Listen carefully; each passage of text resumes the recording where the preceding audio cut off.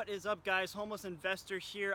Some interesting news that came out a few days ago, but I still thought I would share it with you guys. The name of the article was 111 altcoins to be traded in Korea's new exchange as South Korea passes China in Bitcoin trading, right? So the article goes on to say that as South Korea has passed China in total Bitcoin trading volume, a new cryptocurrency exchange is being launched that will allow investors to trade 111 different altcoins. Right, now this is a big deal because before this, the Korean exchanges only offered a handful of different altcoins that Koreans could buy. And this is like with the example of Monero. When Monero, before it hit the Korean exchanges, it was trading around 50 bucks. And as soon as it hit the Korean exchanges, well, actually a little bit before, it skyrocketed up to $140, right? So they don't have a lot of options. So that's why this is fairly big news. Now, the exchange will be called Upbit, and it is an altcoin exchange created by Dunamu. Dunamu is the developer of a mobile app that provides soft copies of newspapers in South Korea, right? Now, Upbit will be the first South Korean altcoin exchange to provide investors an opportunity to invest in altcoins on that scale. As I said, they used to be limited to just a few, right? So that's why most exchanges there, they got maybe 5 at the most right now. Right now, it is expected that for this reason that most Koreans will cease trading on whatever trading exchange or platform they are currently using and move over to Upbit. Now, Upbit is collaborating with the US-based exchange Bittrex to achieve this endeavor.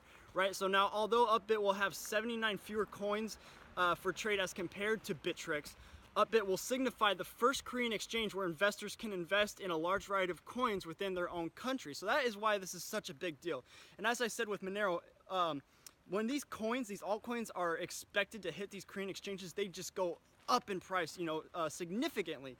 Right now, I haven't read anything about what specific coins will be in these 111, but I mean, that's pretty broad, so I would expect most general altcoins that aren't already listed on Korean exchanges will be listed. So I would expect at least a small bump in most of these altcoins that will be listed, right? So that's just some interesting news about that. I also kind of wanted to talk about the ICO ban in China. I know this is a little bit old, but I haven't made a video about it. I don't think this is as bad as people are playing it out.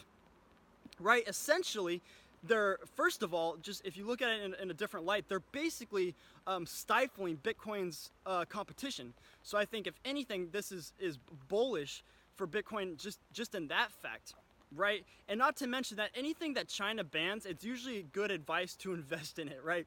Facebook and Twitter, I know these are things that technically aren't allowed in China, but yet people still use them. So just because the fact that China is banning ICOs and all this stuff, I don't think it'll last, and I don't think it'll affect the market too much in the long run, because people are still going to use it, especially the Chinese.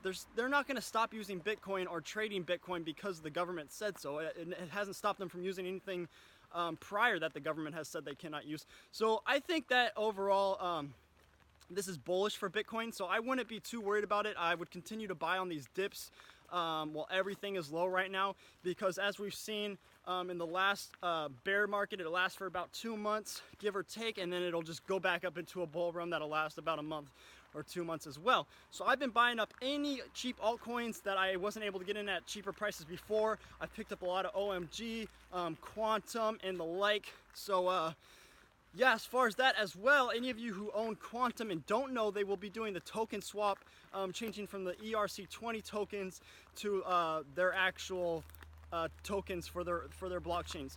Now, as far as I've heard, the only way for this swap to work as of right now is you send your tokens to Bittrex and they will take care of it for you. I haven't heard anything from Exodus, but that is all I know of right now. If anybody knows differently, definitely comment below and let people know.